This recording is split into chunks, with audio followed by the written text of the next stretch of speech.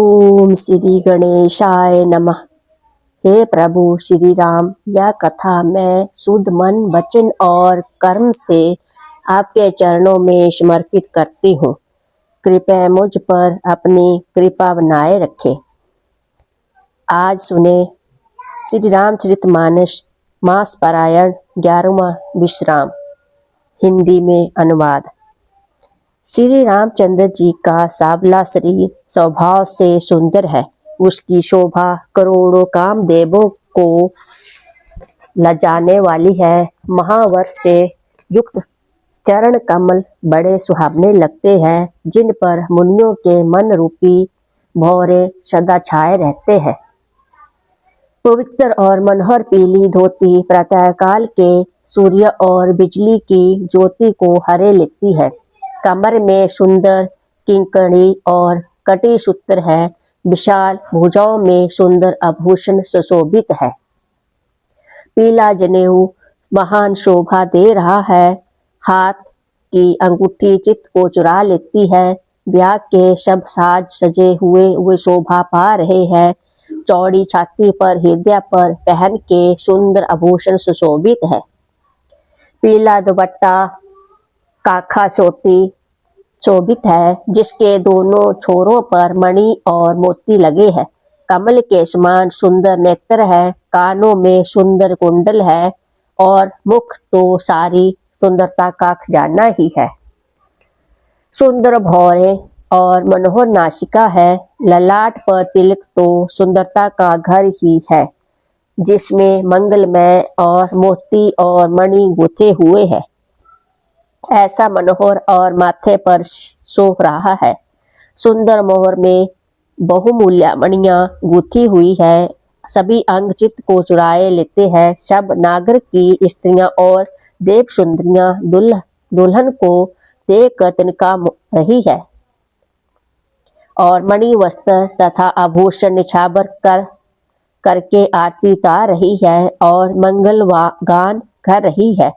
और देवता फूल बरसा रहे हैं और सूत मंगत और तथा भाट सुयश सुना रहे हैं। सुहागिन स्त्रियां सुख पाकर कुंवर और कुमारियों को कोहबर में लाई है और अत्यंत प्रेम से मंगल गीत गाकर लौकिक रीति करने लगी। पार्वती जी श्री रामचंद्र जी को लहकोर वर वधु का परस्पर ग्रास देना सिखाती है और सरस्वती ने सीता जी को सिखाती है। रनिवास हास विलास के आनंद में मगन है। सभी जन्म का परम फल प्राप्त कर रही है।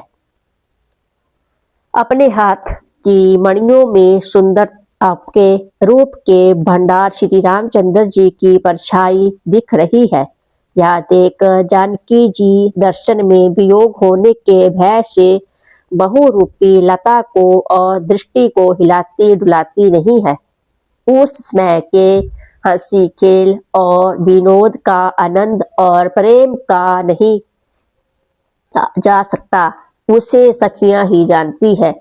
तदन अंतर वर कन्याओं को सब सुंदर सखियां जनवास को लिवा चली। उस समय नगर और आकाश में जहां सुनिए वहां आशीर्वाद की ध्वनि सुनाई दे रही है और महान आनंद छाया है। सभी ने प्रसन्न मन से कहा कि सुंदर चारों जोड़ियां चिरजीवी हो। योगी राज सिद्ध मुनिवर और देवताओं ने प्रभु श्री रामचंद्र जी को देखकर दूधू बजाई और हर्षित होकर फूलों की वर्षा करते हुए तथा जय हो जय हो जय हो कहते हुए अपने लोक को चले। तब सब कुमार बहुओं सहित पिताजी के पास गए। ऐसा मालूम होता था मानो शोभा मंगल और आनंद भरकर जनवासा उमड़ पड़ा हो। फिर बहुत प्रकार की रसोई बनी। जनक जी ने बरातियों को बुला भेजा। राजा दशरथ जी ने पुत्रों सहित गमन किया। अनुपम वस्त्रों के बाबड़े पड़ते जाते हैं। आदर के साथ सबके चरण धोए और सबको यथा योग्य पीढ़ों पर बैठाया तथा जनक जी के अवधपति दशरथ जी के चरण धोए। उनका शील और स्नेह वर्णन नहीं किया जा सकता। फिर श्री रामचंद्र जी के चरण कमलों को धोया जो श्री शिव जी के हृदय कमल में छिपे रहते हैं। तीनों भाइयों को श्री रामचंद्र जी के ही समान जानकर जनक जी ने उनके भी चरण अपने हाथों से धोए। राजा जनक जी ने सभी को उचित आसन दिए। सब परसने वालों को बुला लिया। आदर के साथ पतले पड़ने लगी जो मणियों के पत्तों से सोने की कील लगाकर बनाई गई थी। चतुर और विनीत रसोइये सुंदर स्वादिष्ट और पवित्र दाल भात और गाय का घी क्षण भर में सबके सामने परस गए। सब लोग पंचकौर करके अर्थात प्राणाय स्वाहा, अपनाय स्वाहा, व्यायनाय स्वाहा, उदानाय स्वाहा, औस्मानाय स्वाहा इन मंत्रों का उच्चारण करते हुए पहले 5 ग्रास लेकर भोजन करने लगे। गाली का गाना सुनकर वो अत्यंत प्रेम मगन हो गए। अनेकों तरह के अमृत के समान स्वादिष्ट पकवान परसे गए जिनका बखान नहीं हो सकता। चतुर रसोइये नाना प्रकार के व्यंजन परसने लगे। उनका नाम कौन जानता है। 4 प्रकार के चबयारा चौस्या लेह पे अर्थात चबाकर, चूसकर, काटकर, चाटकर और पीकर खाने योग्य भोजन की विधि कही गई है। उनमें से एक एक विधि के इतने पदार्थ बने थे कि जिनका वर्णन नहीं किया जा सकता। 6 वर्षों के बहुत तरह के सुंदर व्यंजन है। एक एक रस के अनगिनत प्रकार के बने हैं। भोजन करते समय पुरुष और स्त्री के नाम ले लेकर स्त्रियां मधुर ध्वनि से गाली दे रही हैं। समय की सुहावनी गाली शोभित हो रही है। उसे सुनकर समाज सहित राजा दशरथ जी हंस रहे हैं। इस रीति से सभी ने भोजन किया और तब सबको आदर सहित अचमन मुंह धोने के लिए जल दिया गया। फिर पान देकर जनक जी ने समाज सहित दशरथ जी का पूजन किया। सब राजाओं के सिर मोर श्री दशरथ जी प्रसन्न होकर जनवासे को चले। जनकपुर में नित्य नए मंगल हो रहे हैं। दिन और रात पल के समान बीत जाते हैं। बड़े सवेरे राजाओं के मुकुटमणि दशरथ जी जागे। याचक उनके गुण समूह का गान करने लगे। चारों कुमारों को सुंदर वधुओं सहित देखकर उनके मन में जिनका जितना आनंद है वह किस प्रकार कहा जा सकता है। वो पराया क्रिया करके गुरु वशिष्ठ जी के पास गए। उनके मन में महान आनंद और प्रेम भरा है। राजा प्रणाम और पूजन करके फिर हाथ जोड़कर मानो अमृत में डुबोई हुई वाणी बोले, हे मुनिराज सुनिए, आपकी कृपा से आज मैं पूर्ण काम हो गया। हे स्वामिन, अब सब ब्राह्मणों को बुलाकर उनको सब तरह गहनों कपड़ों से सजी हुई गायें दीजिए। यह सुनकर गुरुजी ने राजा की बड़ाई करके फिर मुनिगणों को बुला भेजा। तब देव ऋषि नारद, वाल्मीकि, जाबाली और विश्वामित्र आदि तपस्वी श्रेष्ठ मुनियों के समूह आए। राजा ने सबको दंडवत प्रणाम किया और प्रेम सहित पूजन करके उन्हें उत्तम आसन दिए। 4 लाख उत्तम गायें मंगवाई जो कामधेनु के समान अच्छे स्वभाव वाली और सुहावनी थी। उन सबको सब प्रकार सजाकर राजा ने प्रसन्न होकर भूदेव ब्राह्मणों को दिया। राजा बहुत तरह से विनती कर रहे है कि जगत में मैंने आज ही जीने का लाभ पाया। आशीर्वाद पाकर राजा आनंदित हुए। फिर याचकों के समूह को बुलवाकर लिया और सबको उनकी रुचि पूछकर सोना, वस्त्र, मणि, घोड़ा, हाथी और रथ सूर्यकुल को आनंदित करने वाले दशरथ जी ने दिए। वो सब गुणा अनुवाद गाते और सूर्यकुल के स्वामी की जय हो, जय हो, जय हो कहते हुए चले। इस प्रकार श्री रामचंद्र जी के विवाह का उत्सव हुआ। जिन्हें सहस्त्र मुख है वो शेष जी भी उसका वर्णन नहीं कर सकते। बार बार विश्वामित्र के चरणों में सिर नवाकर राजा कहते हैं, हे मुनिराज, यह सब सुख आपके ही कृपा टक्ष प्रसाद है। राजा दशरथ जी जानक जी के स्नेहशील करने और ऐश्वर्य की सब प्रकार से सराहना करते हैं। उठकर अयोध्या नरेश विदा मांगते हैं, पर जनक जी उन्हें प्रेम से रख लेते हैं। आदर नित्य नया बढ़ता जाता है। प्रतिदिन हजारों प्रकार से मेहमानी होते हैं। नगर में नित्य नया आनंद और उत्साह रहता है। दशरथ जी का जाना किसी को नहीं सुहाता।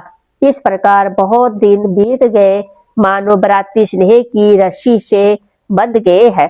तब विश्वामित्र जी और सत्यानंद जी ने जाकर राजा जनक को समझाकर कहा, यद्यपि आप स्नेह नहीं छोड़ सकते तो आप दशरथ जी को आज्ञा दीजिए।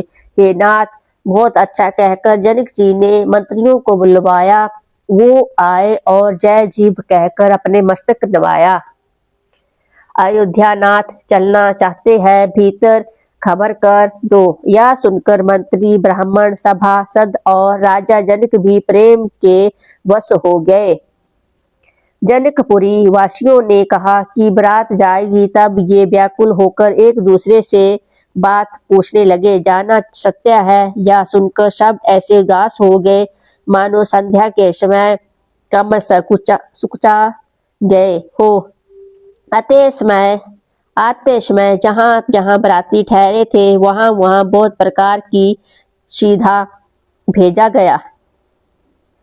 अनेकों प्रकार के मेवे, पकवान और भोजन की सामग्री जैसे बखानी नहीं जा सकती। अनगिनत बैलों और कहारों पर भर भर कर भेजी गई। साथ ही जनक जी ने अपने उन अनेक सुंदर या पलंग भेजी।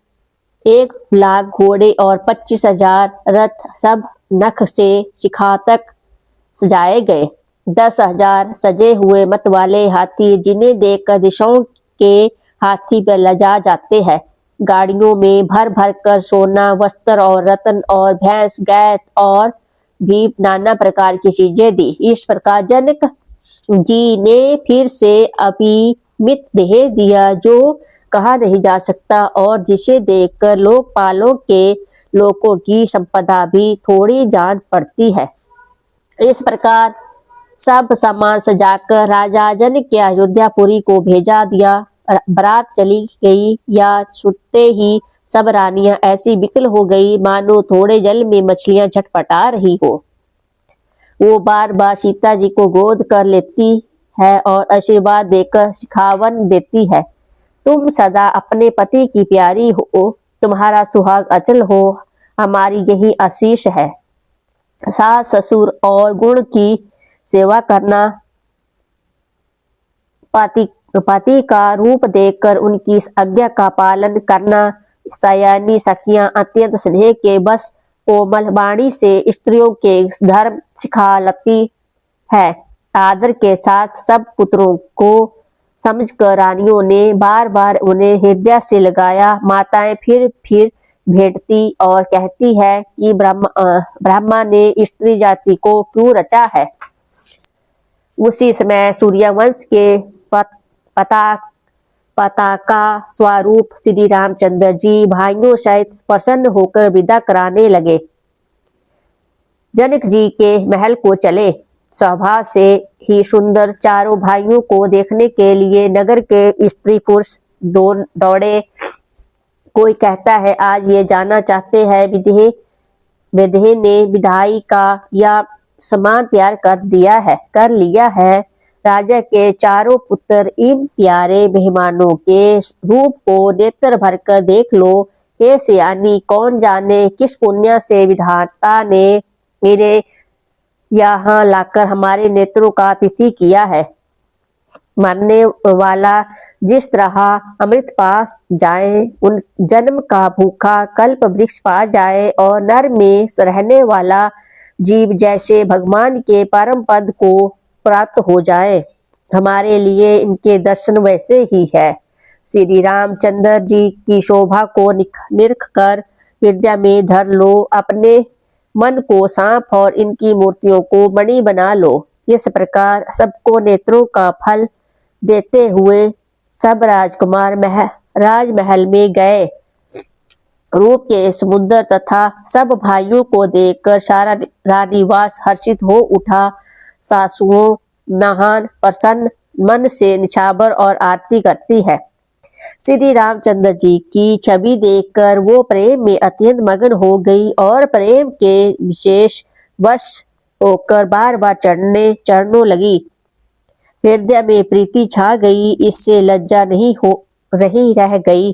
उनके स्वाभाविक स्नेह को वर्ण किए तरह किया जा सकता है। उन्होंने भाइयों सहित श्री राम जी को उबटन करके स्नान कराया और बड़े प्रेम से सटरस भोजन कराया। सुअवसर जानकर श्री रामचंद्र जी शील स्नेह और संकोच भरी वाणी बोले, महाराज अयोध्यापुरी को चलना चाहते हैं। उन्होंने हमें विदा होने के लिए यहाँ भेजा है। हे माता, प्रसन्न मन से आज्ञा दीजिए और हमें अपने बालक जानकर सदा स्नेह बनाए रखिएगा। इन वचनों को सुनते ही रानीवास उदास हो गया। सासुएं प्रेमवश बोल नहीं सकती। उन्होंने सब कुमारियों को हृदय से लगा लिया और उनके पतियों को सौंप कर बहुत विनती करके उन्होंने सीता जी को श्री रामचंद्र जी को समर्पित किया और हाथ जोड़कर बार बार कहा, हे तात, हे सुजान, मैं बलि जाती हूँ। तुमको सबकी गति मालूम है।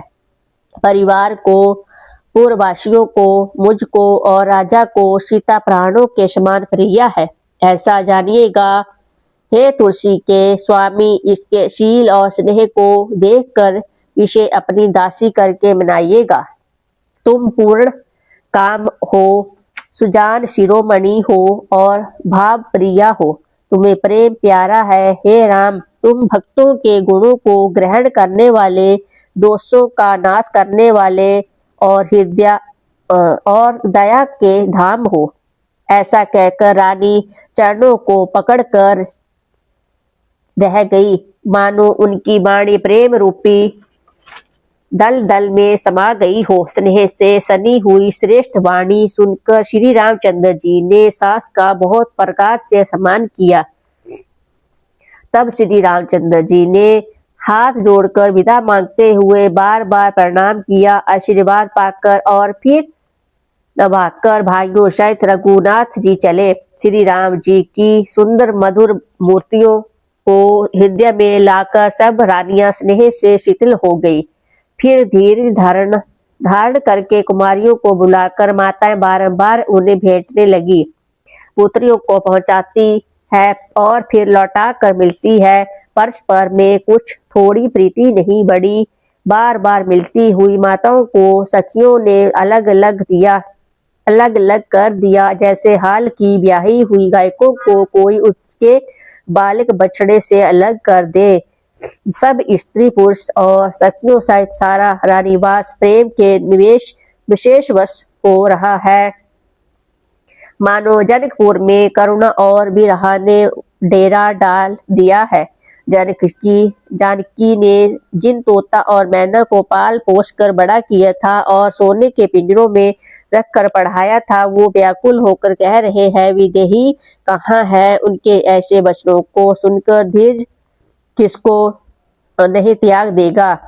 जब पक्षी और पशु तक इस तरह विकल्प हो गए, तब मनुष्यों की दशा कैसे कही जा सकती। तब भाई शायद जानक जी वहां आए। प्रेम से उमड़कर उनके नेत्रों में जल भर आया।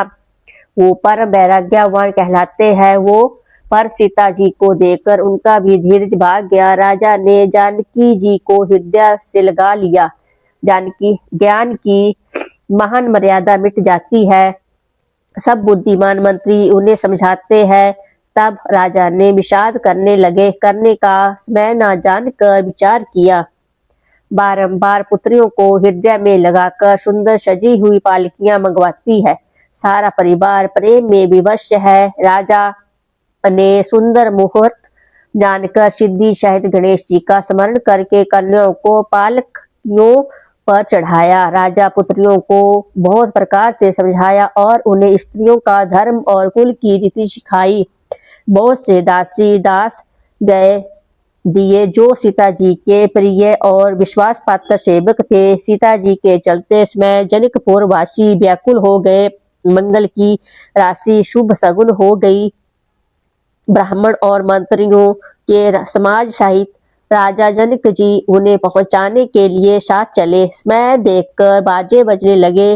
बरातियों ने रथ हाथी घोड़े सजाए। दशरथ जी सब ब्राह्मणों को बुला लिया और उन्हें दान और सम्मान से परिपूर्ण कर दिया।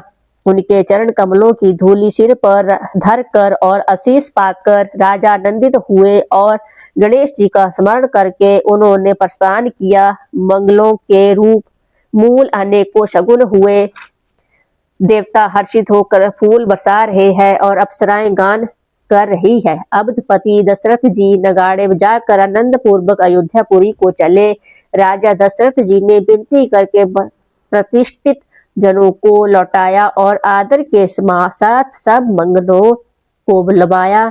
उनके गहने कपड़े घोड़े हाथी दिए और प्रेम से पुष्ट करके सबको संपन्न अर्थात बल युक्त कर दिया। वो सब बारंबार विरोधावली बखान कर और श्री रामचंद्र जी को हृदय में रख कर लौटे। कौशलाधीश दशरथ जी बार बार लौटने को कहते हैं, परंतु जनक जी प्रेम वश लौटना नहीं चाहते। दशरथ जी ने फिर सुहावने वचन कहे, हे राजन, बहुत दूर आ गए, अब लौटिए। फिर राजा दशरथ जी रथ से उतरकर खड़े हो गए। उनके नेत्रों में प्रेम का प्रभाव पड़ गया। तब जानकी के हाथ जोड़कर मानो स्नेह रूपी अमृत में डुबोकर वचन बोले, मैं किस तरह बनाकर विनती करूं। हे महाराज, आपने मुझे बड़ी बड़ाई दी है। अयोध्यानाथ दशरथ जी ने अपने स्वजन समाधि का सब प्रकार से सम्मान किया। उनके आपके मिलने में अत्यंत विनय थी और इतनी प्रीति थी जो हृदय में समाती न थी। जानक जी ने मुनि मंडल को सिर नवाया और सभी से आशीर्वाद पाया। फिर आदर के साथ वो रूपशील और गुणों के निधान सब भाइयों से अपने दामोदर से मिले और सुंदर कमल के समान हाथों को जोड़कर ऐसे वचन बोले जो मानो प्रेम से ही जन्मे हो। हे राम जी, मैं किस प्रकार आपकी प्रशंसा करूं। आप मुनियों और महादेव जी के मन रूपी मानसरोवर हंस है। योगी लोग जिनके लिए क्रोध मोह ममता मोद को त्याग कर योग साधन करते हैं, जो सर्वव्यापक ब्रह्मा अव्यक्त अविनाशी चितानंद निर्गुण और गुणों की राशि है, जिनको मन सहित वाणी नहीं जाती और जिनका अनुमान ही करते हैं, कोई तर्कना नहीं कर सकते, जिनकी महिमा को वेद नेति कहकर वर्णन करता है और जो तीनों कालों में एक रस रहते हैं।